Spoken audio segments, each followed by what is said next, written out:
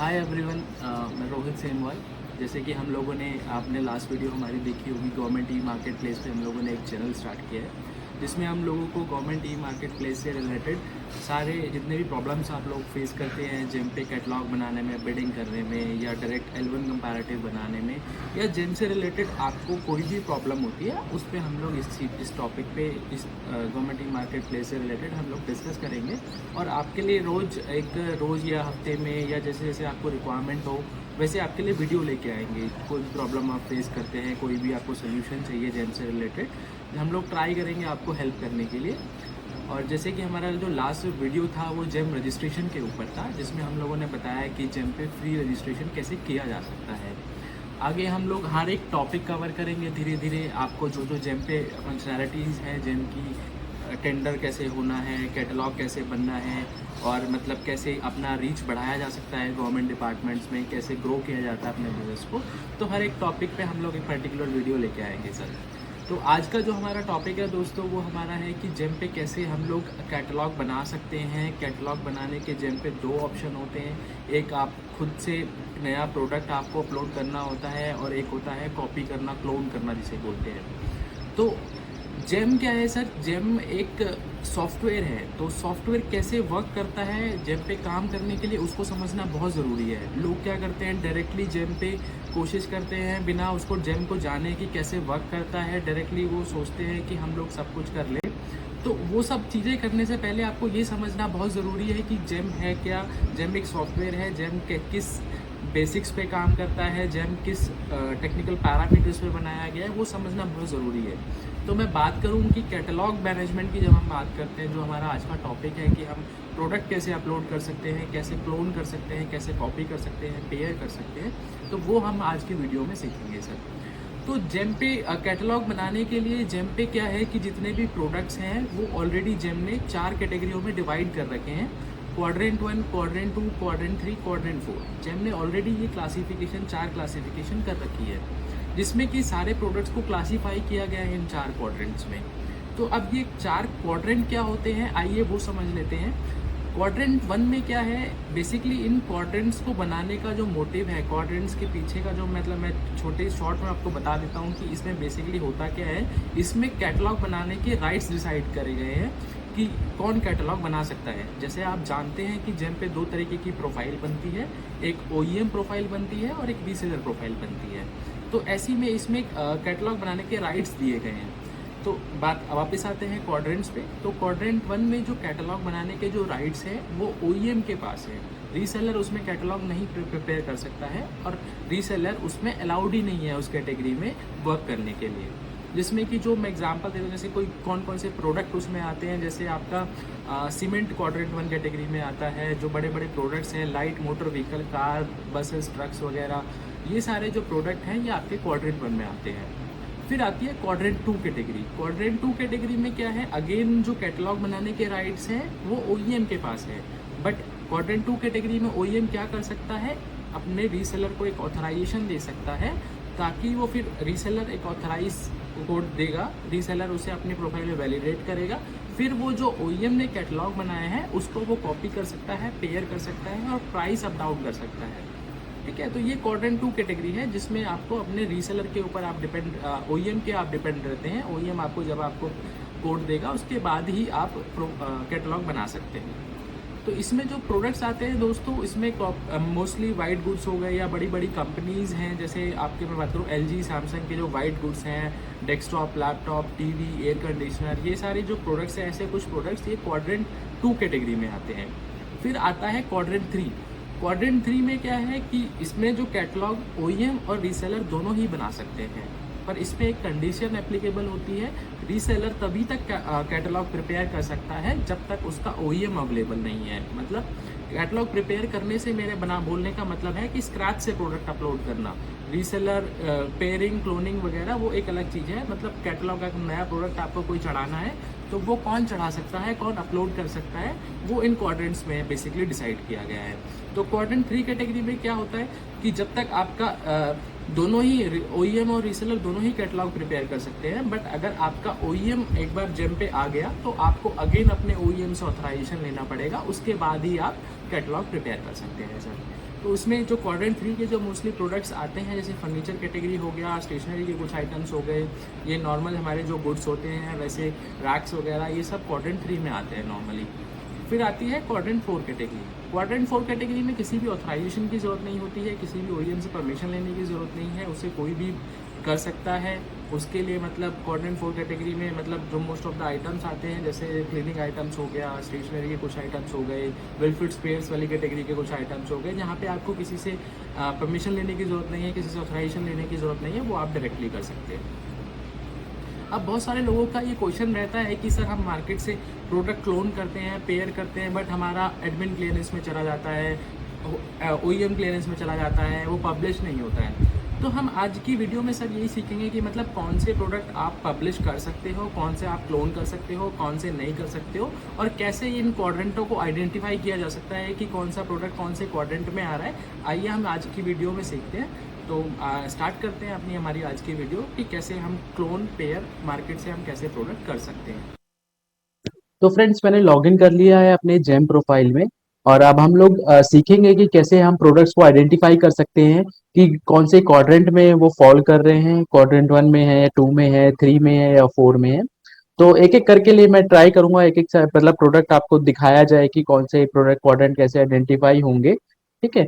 तो अभी क्वाड्रेंट 1 के हम कुछ पहले प्रोडक्ट देखते हैं। जैसे मैंने आपको बताया था कि सीमेंट और लाइट मोटर व्हीकल आपके जो है इस क्वाड्रेंट 1 में आते हैं। तो ये कैसे पता लगेगा? तो सीमेंट जैसे मैं खोल लेता हूँ सीमेंट की कैटेगरी।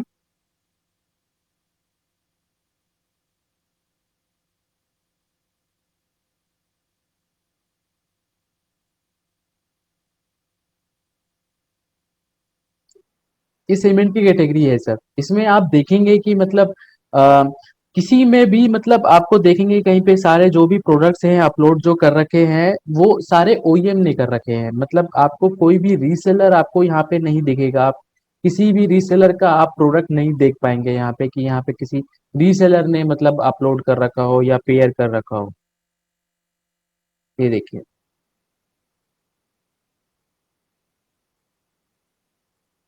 सारे जो यहाँ पे प्रोडक्ट्स हैं सारे ब्रांड के वो खाली ओईएम ही अवेलेबल है। इस कैटेगरी में कोई भी आपको ऐसा प्रोडक्ट नहीं दिखेगा जो रीसेलर ने कर रखा हो।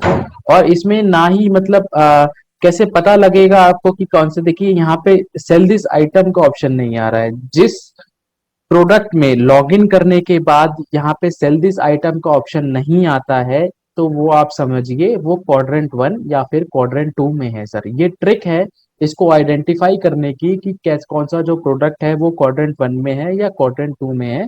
तो आप आइडेंटिफाई कर सकते हैं। आप कोई भी प्रोडक्ट आप आइडेंटिफाई करना चाहते हैं कि कौन से प्रोडक्ट कौन से क्वाड्रेंट में है, तो आप उसे ओपन करेंगे और आपको यहाँ पे सेल दिस आइटम का अगर नहीं दिख रहा है ऑप्शन तो समझिए वो जो प्रोडक्ट है क्वाड्रेंट 1 या फिर क्वाड्रेंट 2 में आता है सर।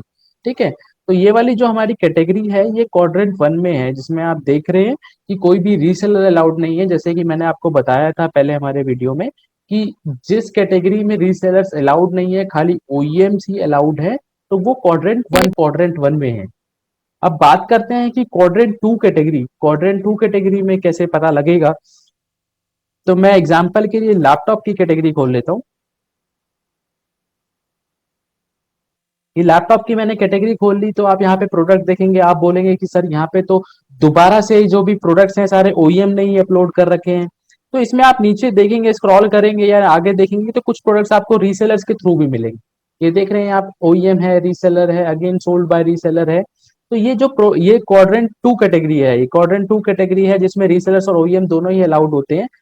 ओईएम कैटलॉग बना सकता है, उसके बाद वो अपने वेंडर को ऑथराइजेशन दे सकता है, अपने रीसेलर को ऑथराइजेशन दे सकता है, जिसके बाद वो रीसेलर उस कैटलॉग को पेयर कर सकता है, उसको सेल कर सकता है गवर्नमेंट ई मार्केट प्लेस पे। तो जब तक आपके पास इसका ऑथराइजेशन नहीं होगा, जब तक आपके ओईएम के थ्रू आपके पास ऑथराइजेशन नहीं होगा, जो भी आप किसी भी क्वाड्रेंट 2 कैटेगरी के प्रोडक्ट में डील कर रहे हैं और आपके पास ऑथराइजेशन नहीं है, तो आप उस प्रोडक्ट को क्लोन नहीं कर सकते हो, कॉपी नहीं कर सकते हो, ऐड नहीं कर सकते हो अपने कैटलॉग में। यहाँ पे सेल दिस आइटम का ऑप्शन नहीं आएगा आपको। सेल दिस आइटम का ऑप्शन आपको तभी आएगा जब आपके पास ऑथराइजेशन होगा, उसके बाद ही आप मान लीजिए कि आपको लेनोवो का आपको एक ऑथराइजेशन मिला हुआ है, तो आप उसके बाद लेनोवो के अगर कोई भी प्रोडक्ट ओपन करेंगे तो यहाँ पे सेल दिस आइटम का ऑप्शन आ जाएगा और उस कैटलॉग को आप पेयर कर सकते हैं, कॉपी कर सकते हैं। तो ये क्वाड्रेंट 2 कैटेगरी में है, जिसमें क्या है कि ओईएम और रीसेलर दोनों ही अलाउड हैं, बट जो कैटलॉग बनाने के राइट्स हैं वो ओईएम के पास है। ओईएम एक ऑथराइजेशन देगा, उसके बाद ही जो रीसेलर है वो कैटलॉग बना सकता है। अब बात करते हैं क्वाड्रेंट 3 कैटेगरी की। तो फर्नीचर का मैं एक प्रोडक्ट खोल लेता हूँ। फर्नीचर की कोई भी कैटेगरी या क्वाड्रेंट 3 की कोई कैटेगरी कैसे पता लगेगा? आप जैसे चेयर का हम एग्जांपल ले लेते हैं, रिवॉल्विंग चेयर हमने लिया है। तो ये जो प्रोडक्ट्स हैं, जैसे क्वाड्रेंट 3 में कैसे पता लगेगा कि आपका प्रोडक्ट्स कौन से क्वाड्रेंट 3 में कौन से आ रहे हैं? तो आप देखेंगे कि मार्केट में से आप कोई भी प्रोडक्ट आप कोई भी ओपन करेंगे तो यहाँ पे सेल दिस आइटम का ऑप्शन आएगा। यहाँ पे आप देख रहे हैं ये सेल दिस आइटम का ऑप्शन आ रहा है। तो ये आप इस प्रोडक्ट को आप पेयर कर सकते हैं, कॉपी कर सकते हैं, और यही एक तरीका है जानने का कि ये प्रोडक्ट जो है क्वाड्रेंट 3 में है और या फिर क्वाड्रेंट 4 में है। ठीक है, तो क्वाड्रेंट 3 और क्वाड्रेंट 4 के प्रोडक्ट आप कर सकते हैं, अपलोड कर सकते हैं। ठीक है, तो अभी हमें अगर इसको अपलोड करना है तो हम इसे कैसे अपलोड करेंगे? आप देखेंगे कि आपको इस सेल दिस आइटम पे क्लिक करना है। बहुत इजी प्रोसेस है, बहुत फास्ट प्रोसेस है। बहुत सारे लोगों को ये प्रोसेस नहीं पता है, क्लोनिंग का, पेयरिंग का। तो आपको इस पे क्लिक करना है, ओके करेंगे आप, एक मैसेज आ जाएगा आपके पास। यहाँ पे आपको ऑथराइजेशन नंबर डालना है। अगर आपके पास ऑथराइजेशन नंबर है तो बहुत अच्छी बात है, अगर आपके पास नहीं है तो आप यहाँ पे कुछ भी डाल सकते हैं, एन ए करके आप कर सकते हैं। जैसे मैं कर दे रहा हूँ। डेट यहाँ पे आप कुछ भी डाल दीजिए। कंट्री ऑफ ओरिजिन इंडिया हम सेलेक्ट कर लेते हैं। एमआरपी ऑलरेडी यहाँ पे फिक्स है, उसमें आपको कुछ करने की जरूरत नहीं है। ऑफर प्राइस आपको डालना है यहाँ पे। तो यूजुअली जैसे आपको पता है, जिन लोगों को नहीं पता है मैं बता देता हूँ कि जेम पे अगर आप कोई भी प्रोडक्ट अपलोड कर रहे हैं तो वो आपको एमआरपी से 10% लेस करके ही मतलब उसका ऑफर प्राइस रखना होता है। ये मैंडेटरी है, जेम ने एक ये रूल बना रखा है। 10% से ऊपर की अगर आप वैल्यू डालोगे तो वो जेम लेगा ही नहीं। जैसे मैं दिखा देता हूँ, अगर मैं यहाँ पे कोशिश करूंगा 7400 डालने की, तो जेम का सॉफ्टवेयर एक पॉपअप दे देगा, आपको एक मैसेज दे देगा कि offer price needs to be at least 10% lower than MRP. तो आपको ये 10% से कम कर देना है। मैं अभी के लिए कर दे रहा हूँ, इसमें 6500 कर देता हूँ। फिर उसके बाद आपको स्टेट ये पूछता है कि आप जो वो प्रोडक्ट है वो कहाँ के लिए अपलोड कर रहे हैं, कहाँ पे सेल करना चाह रहे हैं, वो आप सेलेक्ट कर सकते हैं यहाँ से। अगर आपको कोई स्टेट या पर्टिकुलर जगह में कोई आपको वहाँ पे सेल करना है अपना प्रोडक्ट, तो आप वो यहाँ पे सेलेक्ट कर सकते हो। जैसे आपको दिल्ली में करना है तो आप दिल्ली सेलेक्ट कर लो, सिक्किम करना है तो सिक्किम कर लो, केरला करना है तो केरला कर लो। जहाँ पे भी आपका मतलब जो भी आपका एरिया ऑफ इंटरेस्ट है, जहाँ पे भी आप सेल करना चाह रहे हैं वो आप करके इसे आप आगे प्रोसीड कर सकते हैं। अब यहाँ पे ऑप्शन पूछता है कि कितना स्टॉक है आपके पास, तो आपको यहाँ पे बताना होता है कि कितना स्टॉक। कई लोग मतलब इसमें बोलते हैं कि सर हमारे पास जितना स्टॉक मतलब होना चाहिए कि हम वही डाल सकते हैं, तो ये ऐसा नहीं है। ये जस्ट एक जेम पे कैटलॉग बनाने का प्रोसीजर है। तो आपके पास जो स्टॉक है आप वो डाल सकते हैं, वरना आप इसे हायर साइड पे रख सकते हैं। जैसे मैं इसमें 10,000 डाल दे रहा हूँ। मिनिमम क्वांटिटी पर कंसाइनी, मिनिमम क्वांटिटी पर कंसाइनी का मतलब है कि आप जो ऑर्डर लेना चाहते हैं वो मिनिमम कितनी क्वांटिटी का ऑर्डर लेना चाहते हैं। मतलब अगर आप यहाँ पे एक डाल देंगे तो आपको एक क्वांटिटी का भी ऑर्डर आ सकता है। बट अगर आप यहाँ पे मिनिमम क्वांटिटी पर कंसाइनी 100 कर देंगे तो 100 से कम क्वांटिटी वाले ऑर्डर आपके पास नहीं आएंगे, 100 से ऊपर वाले आएंगे डायरेक्ट ऑर्डर्स के थ्रू। तो इसमें अगर आप 50 कर देंगे तो 50 के कम वाले ऑर्डर्स मतलब सॉफ्टवेयर जो भी बायर अगर प्रोक्योर करने की कोशिश करेगा, खरीदने की कोशिश करेगा इस आइटम को, तो आप 50 से कम क्वांटिटी वाला अगर कोई बायर ऑर्डर करना चाहेगा तो आपका प्रोडक्ट उसे शो नहीं करेगा। तो जो भी आप यहाँ पे डालते हैं उससे ऊपर की जो क्वांटिटी के ऑर्डर्स है वही आपको रिसीव होते हैं। तो इसको मैं अभी के लिए 100 कर दे रहा हूँ। आप जो करना चाहते हैं 1 2 10 20 जो भी आप करना चाहते हैं वो आप कर सकते हैं। Lead time for direct purchase date, इसको हम हमेशा बंद रखते हैं। इसका मतलब क्या है कि आपको ऑर्डर मिलने के बाद आप कितने टाइम बाद उसे आप डिस्पैच करेंगे, कितने बाद उसका एक्शन लेंगे, कितने में का टाइम बाद उसे आप बायर को एग्जीक्यूट करने के लिए उसे प्रोसेस करेंगे। तो वो आप अपने हिसाब से कर सकते हैं, बट हम लोग मैं रिकमेंड करूंगा कि आप इसे बंद करिए। कभी कभार सॉफ्टवेयर फेच करने में प्रॉब्लम करता है इसको। तो इसके आप वन ही रहने दीजिए हर केस में। यहाँ पे एक आपको अंडरटेकिंग देनी होती है एक्सेप्टेंस, वो आप दे के सेव प्रोसीड करेंगे। Review terms and condition, again आपको एक अंडरटेकिंग देके इसे पब्लिश करना है और ये आपका जो प्रोडक्ट है ये पब्लिश हो जाएगा सर। आप देखेंगे कि यहाँ पे जो ये प्रोडक्ट है ये पब्लिश हो चुका है और ये आपके कैटलॉग में भी आ जाएगा। ये प्रोडक्ट आप देखेंगे कि ये अभी हमने अपलोड किया था और ये यहाँ पे आ चुका है।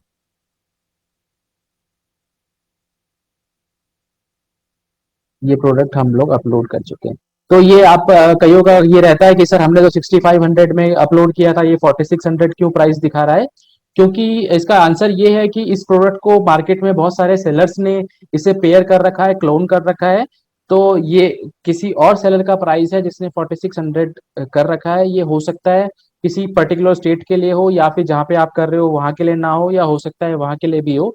तो आप यहाँ पे अंदर जाके चेक कर सकते हो, मतलब व्यू सेलर डिटेल्स में आप जाके चेक कर सकते हो कि कौन से सेलर ने किस स्टेट के लिए कितना प्राइस डाल रखा है। जैसे हमने अभी 6500 डाला का था, दिल्ली से केरला सिक्किम हमने सेलेक्ट किया था, तो यहाँ पे आ गया। तो ये ऑल इंडिया का था, ये 4600 का यहाँ पे ये दिखा रहा है। तो ये आपका प्रोडक्ट पब्लिश हो चुका है, उसमें कोई प्रॉब्लम नहीं।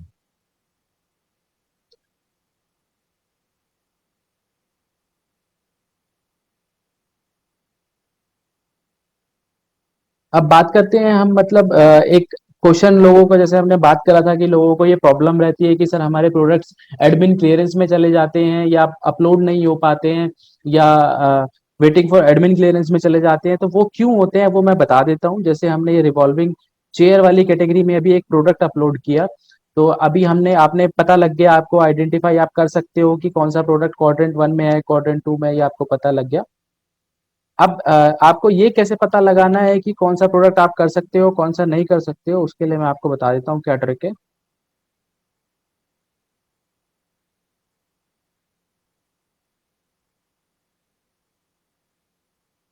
तो जैसे कि मैंने अपने पहले वीडियो में बताया था कि आप क्वाड्रेंट 3 में भी एक कंडीशन एप्लीकेबल होती है कि जब तक आपका ओईएम अवेलेबल नहीं है तब तक ही आप उस प्रोडक्ट को अपलोड कर सकते हो। एक बार आपका ओईएम जेम पे अवेलेबल हो गया तो आपको अगेन उससे ऑथराइजेशन लेनी पड़ेगी। तो जैसे ये प्रोडक्ट है हमारा, ये क्वाड्रेंट 3 कैटेगरी में है, कौन सी कैटेगरी में है हम यहाँ पे जाके चेक करेंगे और देखेंगे कि यहाँ पे सेल दिस आइटम का ऑप्शन आ रहा है। तो हम ये कर सकते हैं, ये क्वाड्रेंट 3 कैटेगरी में है।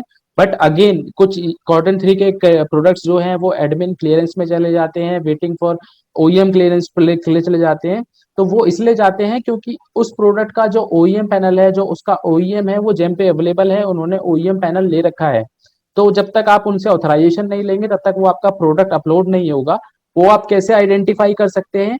जिस प्रोडक्ट्स के अंदर यहाँ पे दिख रहा है आपको ओईएम वेरीफाइड कैटलॉग, तो वो पेयर नहीं होगा। दो ऑप्शन यहाँ पे आते हैं, इसमें एक आ रहा है, मैं दूसरा और ऑप्शन मैं एग्जांपल दिखा देता हूँ आपको।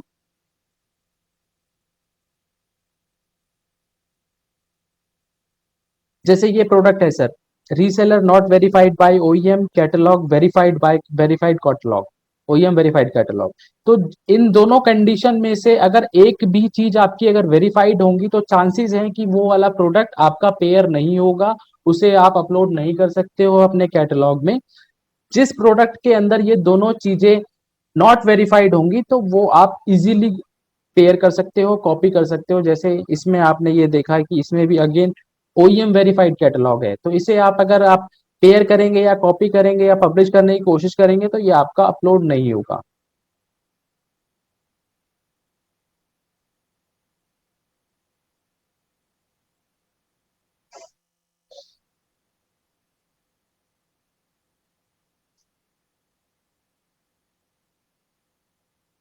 जैसे यहाँ पे आपको मोस्ट ऑफ द प्रोडक्ट्स हमें ऐसे दिख रहे हैं जिसमें मतलब ओईएम है, तो आप इसमें एक और एक चीज है कि मतलब आप कैसे आइडेंटिफाई कर सकते हैं कि मतलब क्वाड्रेंट 1 में और क्वाड्रेंट 2 में सर अनब्रांडेड नाम की चीज नहीं होती है। एनए मतलब आपको ब्रांड नहीं दिखेगा वहां पे, जहां पे अब आप ब्रांड की लिस्ट खोलते हैं तो क्वाड्रेंट 3 क्वाड्रेंट 4 में आपको जरूर वहां पे एनए या अनब्रांडेड करके आपको ब्रांड मिल जाएगा। बट क्वाड्रेंट और वो क्वाड्रेंट 2 कैटेगरी में कहीं पे भी आपको अनब्रांडेड या एनए ब्रांड लिस्टेड नहीं मिलेगा। ये भी एक तरीका है, ये भी एक ट्रिक है जिससे आप आइडेंटिफाई कर सकते हैं कि वो कैटेगरी कौन सी है, क्वाड्रेंट 1 में है या क्वाड्रेंट 2 में है। अब ये क्वाड्रेंट 3 में है तो इसमें जरूर एनए या अनब्रांडेड प्रोडक्ट ब्रांड नेम जो होगा वो लिस्टेड होगा, देख लेते हैं। काफी सारे ब्रांड इसमें लिस्टेड है सर। जैसे ये मैं गया इसमें, मैंने ये NA निकाला। NA मतलब ना अनब्रांडेड जो प्रोडक्ट्स हैं वो आपको यहाँ पे मिल जाएंगे। तो अनब्रांडेड के जो प्रोडक्ट्स आप खोलेंगे तो आप देखेंगे यहाँ पे कि यहाँ पे आप प्रोडक्ट देख रहे हैं कि reseller not verified bye OEM, catalogue not verified bye OEM. तो जो भी प्रोडक्ट आप कोई भी आप अपलोड कर रहे हैं या पेयर कर रहे हैं और आपको वहां पे दिख रहा है कि ये दोनों ही चीज वेरीफाइड नहीं है, तो आप इनको पेयर कर सकते हैं, ये इजीली पेयर हो जाएंगे, कोई भी आपको प्रॉब्लम नहीं आएगा। बट जिस भी प्रोडक्ट में आपको दोनों में से एक भी कंडीशन या दोनों कंडीशन वेरीफाइड मिल रही है, जैसे इसमें है ओईएम वेरीफाइड रीसेलर, तो ये जो प्रोडक्ट है चांसेस है ये आपके अपलोड नहीं होंगे, ये एडमिन क्लियरेंस में चले जाएंगे। इसके लिए आपको पहले उस ओईएम से ऑथराइजेशन लेना पड़ेगा, देन उसके बाद ही आप ये कैटलॉग बना सकते हैं। ठीक है, तो इसमें आप देखेंगे तो ये नॉट वेरीफाइड वाले आप कोई भी करेंगे तो वो आपका हो जाएगा, उसमें आपको कोई भी प्रॉब्लम नहीं आएगी। तो ये रहा था हमारा क्वाड्रेंट 3 का, हमारा ये था कि मतलब कैसे हम क्लोन कर सकते हैं, पेयर कर सकते हैं, और कौन से प्रोडक्ट आप कर सकते हो, कौन से नहीं कर सकते हो। तो वो आप ऐसे इस तरीके से आइडेंटिफाई कर सकते हैं सर। अब क्वाड्रेंट 4 की बात करें तो क्वाड्रेंट 4 कैटेगरी में क्या होता है कि जैसे आपने देखा कि ऑथराइजेशन हमने यहाँ पे डाला था, कुछ भी कैटेगरी मतलब मांगा था वहां पे कि मतलब ऑथराइजेशन नंबर डालिए, तो वहां पे आपने हमने कुछ भी क्वाड्रेंट 3 के की ऑथराइजेशन मतलब उसमें डाल दी थी और वो प्रोडक्ट पब्लिश हो गया था। क्वाड्रेंट 4 में कैसे पता लगता है कौन से प्रोडक्ट आपके क्वाड्रेंट 4 में है? तो जब आप उन प्रोडक्ट्स को पेयर करोगे, जैसे एक ये कैटेगरी है बिलफिट्स पेयर की जेम पे, आप इसका कोई भी एक प्रोडक्ट पेयर करोगे, जैसे सेल दिस आइटम मैं करूंगा, तो आपको क्या है कि जब आप इसे पेयर करेंगे, आप इसे आगे प्रोसीड करेंगे, अपलोड करने की कोशिश करेंगे, तो यहाँ पे ऑथराइजेशन नंबर मैंडेटरी नहीं है, मतलब आप नहीं भी डालेंगे तो ये चल जाएगा। ये क्वाड्रेंट 4 की ट्रिक है पता लगाने की ये प्रोडक्ट कौन सी कैटेगरी में। आप देख रहे हैं कि यहाँ पे मैंडेटरी का साइन नहीं है इनके ऊपर, ऑथराइजेशन नंबर मतलब आप मैंडेटरी नहीं है, आप इसे अपलोड कर सकते हैं, इसमें आपको ऑथराइजेशन नंबर नहीं भी डालेंगे तो ये प्रोडक्ट अपलोड हो जाएगा। मैं अपलोड करके दिखा देता हूँ। जैसे आप यहाँ पे इंडिया डाल देंगे, कंट्री ऑफ ओरिजिन इंडिया है, प्राइस में आप अगेन जैसे 10% से लेस करके हमें डालना होता है, वो मैंने डाल दिया। लोकेशन मैंने सेलेक्ट कर ली। स्टॉक मैंने यहाँ पे डाल दिया, जैसे मैंने बताया हायर साइड पे रखेंगे हम, मिनिमम क्वांटिटी पर कंसाइनी हम डाल दे रहे हैं। मैं इसलिए अभी बढ़ा के डाल दे रहा हूँ कि कल को अगर मेरे पास इसका ऑर्डर का इस प्रोडक्ट का ऑर्डर आ गया तो मैं एग्जीक्यूट नहीं कर सकता, तो उसको अवॉइड करने के लिए मैं इसे हायर साइड पे डाल रहा हूँ सर। सेव करूंगा मैं, ये मैसेज दे दिया है कोई चीज मुझसे छूट गई है, जैसे ये हाँ 10%, जैसे इसमें बता रहा है कि इस वाली कैटेगरी में 20% है, इसमें मतलब आपको 20% से कम डालना है। किसी किसी कैटेगरीज में जेम ने ऐसा कर रखा है कि 10% से ऊपर की कैपिंग कर रखी है, मतलब उसमें आपको 20% या 30% से कम डालना होता है, तो मैं इसमें मैं कम कर देता हूँ इसका price. Save and proceed, review terms and condition, publish. तो ये पब्लिश हो गया। तो ये ऐसे थे हमारे सर ये चारों क्वाड्रेंट हमने जैसे आइडेंटिफाई करे और प्रोडक्ट अपलोड करके देखा हम कैसे प्रोडक्ट अपलोड कर सकते हैं, कैसे पेयर कर सकते हैं, क्लोन कर सकते हैं। तो ये सारे स्टेप्स आप फॉलो करके अपना आप कैटलॉग बना सकते हैं जेम पे। और आप अपना कोई भी आप जो जिसका भी जो भी पोर्टफोलियो जिस भी फील्ड में वो लोग वर्क करते हैं, तो उसमें अपना कैटलॉग अगर आपको जेम पे बनाना है तो इस तरीके से आप इसमें बना सकते हैं। तो ये वाला जो हमारा आज का टॉपिक था कि मतलब कैसे कॉपी किया जा सकता है, कैसे क्लोन करा जा सकता है, वो इस तरीके से करा जा सकता है। एक और तरीका होता है जेम पे प्रोडक्ट अपलोड करने का, शुरू से अपना प्रोडक्ट डालना। जैसे आप मार्केट में जाते हैं, जैसे ये प्रोडक्ट है, या आपको कोई प्रोडक्ट अपलोड करना है, टेबल अपलोड करना है, तो टेबल आप जब सर्च करते हैं तो ये जैसे आपको टेबल दिख रहे हैं, तो ये आज वाले टॉपिक में हमने क्या किया कि इनको कॉपी किया, इनका पेयर किया। ठीक है, तो वो इसमें पेयर जब हम करते हैं तो सॉफ्टवेयर क्या करता है, जो इसकी टेक्निकल स्पेसिफिकेशन है वो सारी कॉपी करके हमारे कैटलॉग में चढ़ा देता है, और सेम ये जो प्रोडक्ट है एज एक डमी बन के हमारे कैटलॉग में ऐड हो जाता है। बट ये प्रोडक्ट किसी ना किसी ने जब पहले चढ़ाया होगा, पहले अपलोड किया होगा, तो किसी ने सारे ये पैरामीटर्स डाले होंगे, तभी ये प्रोडक्ट यहाँ पे लाइव हुआ है। तो वो एक तरीका होता है कि स्टार्टिंग से अगर आपको कोई प्रोडक्ट ऐड करना है तो वो कैसे ऐड किया जा सकता है, वो उसके लिए हम एक जल्दी एक पूरी वीडियो बनाएंगे, क्योंकि वो थोड़ा एक लेंथी प्रोसेस है जिसमें काफी सारे स्टेप्स फॉलो करने होते हैं। तो वो हम अपनी नेक्स्ट वीडियो में कवर करेंगे। आज का हमारा जो टॉपिक था वो क्लोन कैसे करना है, कॉपी करना है, वो हमने आपको बताया। आप ये सारे स्टेप्स फॉलो करके इसे आप आगे अपना कैटलॉग प्रिपेयर कर सकते हैं, क्लोनिंग कर सकते हैं और बहुत ही ईजी वे में, फास्ट वे में अपना कैटलॉग बना सकते हैं। तो सर आज का हमारा ये टॉपिक था कि कैसे क्लोन कर सकते हैं, कैसे पेयर कर सकते हैं, कैसे अपना कैटलॉग आप जेम पे बना सकते हैं फास्टेस्ट वे में, मतलब जल्द से जल्द आप कैसे प्रोडक्ट अपने प्रोडक्ट में कैटलॉग में ऐड कर सकते हैं, वो हमारा ये टॉपिक था।